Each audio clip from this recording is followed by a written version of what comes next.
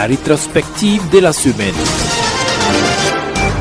Insurrection populaire d'octobre 2014, les trahisons. C'est le titre du deuxième ouvrage du journaliste écrivain Atiana Serge Oulon. Cet essai de 157 pages permet de comprendre le rôle joué par les différents acteurs durant ces événements. Atiana Serge Oulon. Ce livre revient en fait sur les événements historiques d'octobre 2014 dans une démarche d'enquête et de décryptage pour savoir qui a fait quoi, à quel moment et comment précisément le lieutenant-colonel Yacouba Isaac Zida, lieutenant-colonel à l'époque, ancien chef de corps adjoint du RSP, a pu prendre le dessus sur les autres composantes. Il y a la hiérarchie militaire, les partis politiques, surtout l'ex-opposition politique et les organisations de la société civile. À en croire l'auteur, c'est le peuple burkinabé qui a été trahi pendant l'insurrection, d'où le choix de ce titre pour son œuvre. Les trahisons, disons, on peut retenir tout simplement que c'est l'intérêt supérieur des Burkinabés qui a été trahi au détriment d'intérêts individualistes, d'intérêts claniques. Sur les différentes composantes, je ne parlais pas de trahison, disons tout simplement qu'il y a eu des fuites de responsabilité au niveau de la hiérarchie militaire, au niveau des partis politiques de l'ex-opposition. Et vous avez aussi des organisations de la société civile aussi qui ont participé, qui ont joué un certain rôle qui ne devrait pas être en fait le rôle des organisations de la société civile et qui ont accompagné la prise du pouvoir de l'ancien chef de corps adjoint du RSP, notamment Yacouba Isaac Zida. Journaliste d'investigation, Atiana Serge Oulon a à son actif 2 livres, dont le premier est intitulé Le général Gilbert Diendéré Pâle.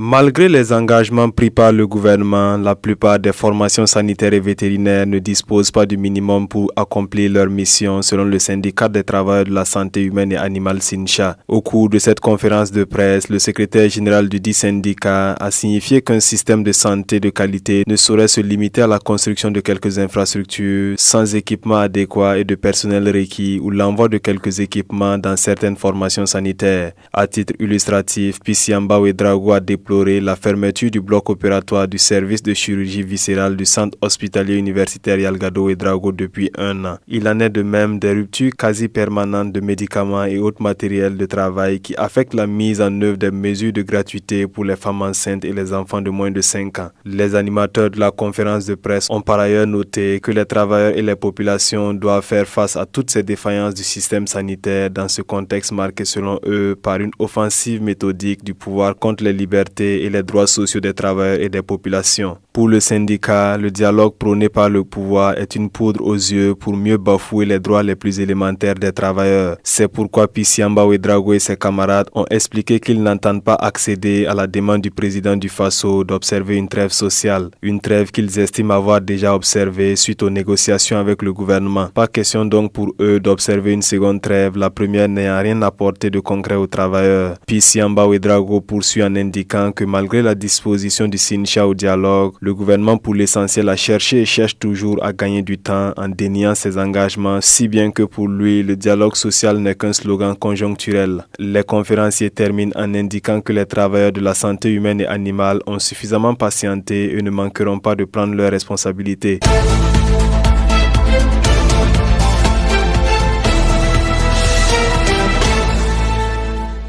Le climat tendu entre la coordination nationale des syndicats de l'éducation et leur ministère de tutelle est-il en voie d'apaisement? En tout cas, après 2 heures d'horloge à la primature, les 2 parties ont convenu de reprendre les discussions afin de parvenir à la mise en œuvre du protocole d'accord signé en janvier 2018. Une démarche que la partie syndicale salue à sa juste valeur. Bonaventure Belem, coordonnateur de la CNSE. Nous nous sommes rencontrés pour échanger, pour relancer le dialogue que vous avez constaté rompu depuis un certain temps. Et nous sommes parvenus à cette conclusion et c'est déjà très important. Dans cette même logique de négociation, le ministre de l'Éducation nationale et de l'alphabétisation a rassuré que dès la semaine prochaine, des négociations seront relancées sur le principal point d'achoppement qui est l'adoption d'un statut valorisant pour le personnel de l'éducation. Stanislas Ouaro. Pour la semaine prochaine, c'est la reprise des négociations sur la rédaction et l'adoption d'un statut valorisant. Mais à côté de cela, la mise en œuvre du protocole va continuer de se faire. Mais en attendant de voir ce qui ressortira de ces négociations, la CNSE a laissé entendre qu'elle maintient toujours son mot d'ordre de boycott des évaluations. Ces mots d'ordre sont toujours en cours parce que nous avons souhaité que les dates de mise en œuvre atteignent un certain niveau et la qualité des débats que nous allons ouvrir à partir de la semaine prochaine, pourront déterminer les nouvelles directions à prendre. Sur les 56 points du protocole d'accord signé en janvier 2018, 21 ont déjà trouvé des réponses satisfaisantes et 35 autres sont toujours en suspens selon le ministre en charge de l'éducation Stanislas Waro.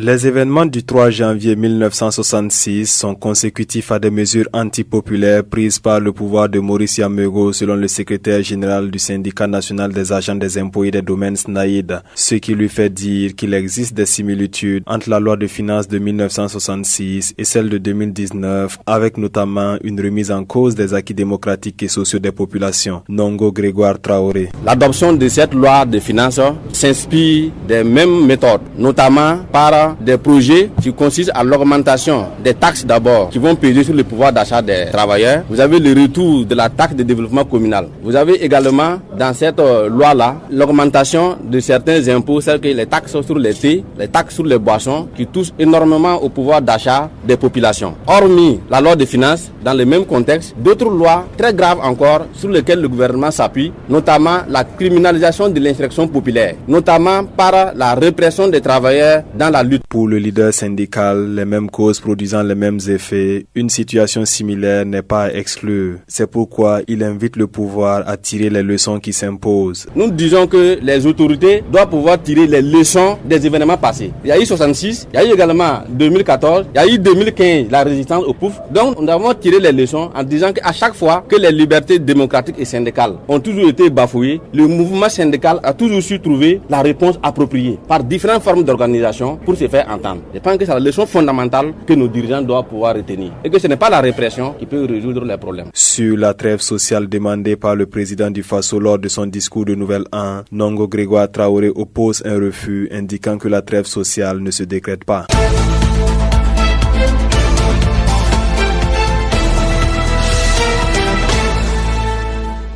Tout est parti de la prise de mesures par le pouvoir de Maurice Yamego pour faire face, dit-il, aux difficultés économiques que rencontrait le pays à l'époque. Mais les travailleurs avaient jugé ces mesures drastiques. Ces mesures étaient entre autres le blocage des avancements des fonctionnaires pendant 2 ans, la réduction des allocations familiales de 1 500 à 700 francs, l'augmentation des recettes budgétaires en relevant de 10% l'impôt forfaitaire sur le revenu et en supprimant le tarif préférentiel sur les importations ivoiriennes et l'abattement des salaires de 20%. Il n'en fallait pas plus pour que cette centrale syndicale et 3 syndicats autonomes montent au créneau et signent une motion de grève pour exiger du pouvoir de renoncer à ces mesures. Dans la foulée, les syndicats seront reçus par Denis Yamego, ministre de l'Intérieur et par ailleurs cousin du président, mais aucun accord a été trouvé. Le gouvernement opte pour la répression selon des témoignages, ce qui va irriter davantage les travailleurs et l'histoire allait s'accélérer. Ainsi, le 3 janvier 1966, des milliers de personnes prennent d'assaut les rues de la capitale et le pouvoir s'écroula ce même jour.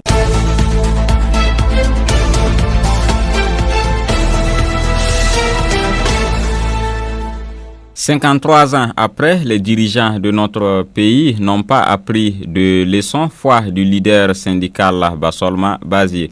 Il a exprimé sa désapprobation sur la loi de finances 2019 qui, selon lui, ne sera pas appliquée tant que les autorités ne montrent pas patte blanche en termes de gouvernance vertueuse. Quand nous regardons ce qui se passe dans notre pays aujourd'hui, c'est inacceptable à un certain nombre de niveaux. Le premier niveau, c'est au plan économique. On ne peut pas admettre que des gouvernants estiment qu'il n'y a rien dans les caisses, qui viennent après une insurrection, après une résistance, ils violent un décret qui a été signé en décembre 2008 qui stabilise les salaires de nos dirigeants, notamment les ministres et le président du Faso. On ne peut pas comprendre qu'on vienne dire de respecter la loi et être les premiers à piétiner une loi pour s'octroyer des salaires. On ne peut pas comprendre qu'une assemblée nationale qui estime avoir des députés insurgés se permette de multiplier par 2 son budget de fonctionnement dans notre pays et ce sont les mêmes qui estiment qu'il n'y a pas de ressources. On ne peut pas aussi admettre qu'au moment où des militaires sont au front, des gendarmes sont au front, des ministres se permettent de faire pousser du sous-sol des bunkers, pourtant il nous revient que même certains sont massacrés au front parce qu'il leur manque de munitions. Donc l'ensemble des taxes qui ont été décidées au niveau de la loi de finances, nous le disons sans détour, cette loi ne sera pas appliquée. Nous allons être très fermes, elle ne sera pas appliquée pour un certain nombre de raisons. Si on veut que la loi soit appliquée, tous ceux qui doivent à l'État, il faut qu'ils remboursent. Il faut que le président prenne un décret d'ici la fin du mois de janvier pour nous montrer que les ministres ont respecté en termes de salaire leurs émoluments qui sont conférés par ce décret. Et c'est lui qui estime qu'il peut avoir mieux ailleurs, il peut débarrasser le plancher. Il y a 18 millions de Burkinabés. On ne peut pas impacter ces taxes-là sur les populations et nous allons rester assis d'autant qu'il y a les ressources dans notre pays. Donc il faut une gouvernance vertueuse, il faut qu'on fasse en sorte à nous indiquer que les ressources que nous avons là sont correctement gérées et si véritablement il y a un manque, nous sommes prêts à faire le sacrifice. Mais on ne peut pas admettre qu'on continue de faire saigner les populations, continue de faire saigner les travailleurs. On viole des accords qui ont été signés qui vont dans le sens à indiquer que nous n'avons pas véritablement des dirigeants intègres. Nous lançons un appel à toutes les couches sociales de rester mobilisées parce que nous n'allons pas donner sur nos lauriers. Ce que nous n'avons pas accepté le 3 janvier 1966, ce n'est pas aujourd'hui qu'on va l'accepter.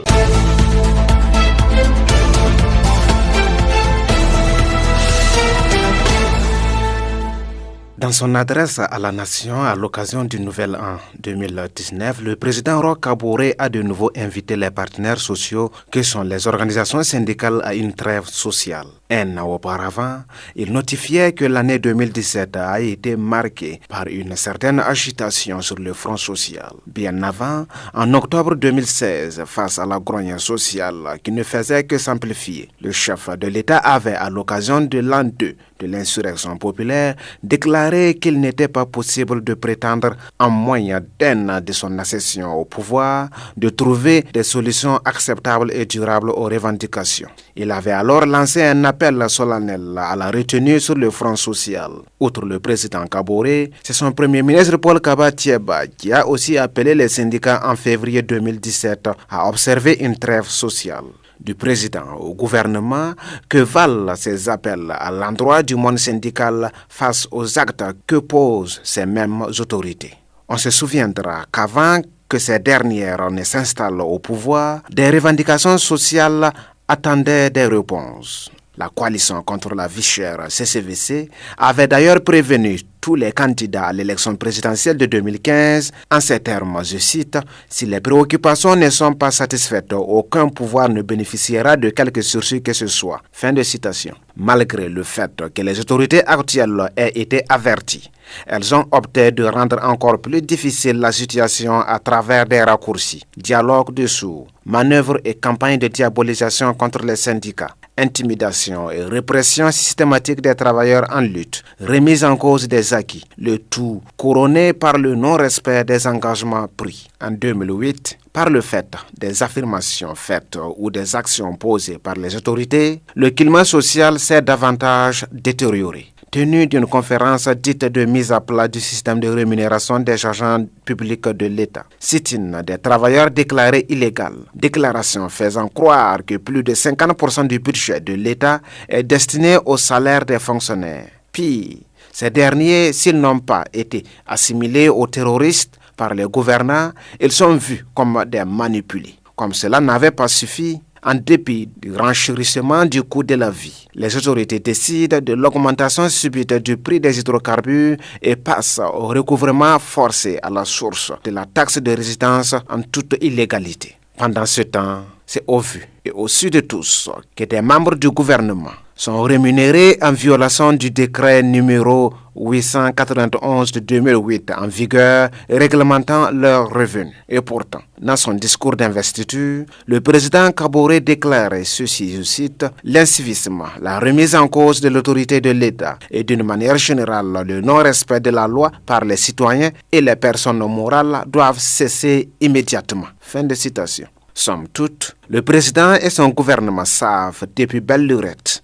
que l'appel à une trêve sociale ne peut avoir d'écho favorable dans un contexte de renchérissement continu du coût de la vie. Le pouvoir a visiblement poussé le bouchon un peu loin. D'office, la lutte s'impose aux organisations syndicales soucieuses du bien-être social véritable des travailleurs en particulier et des Burkinabés en général. Elles n'auront autre choix, à condition que les tenants du pouvoir reconsidèrent nombre de leurs décisions prises.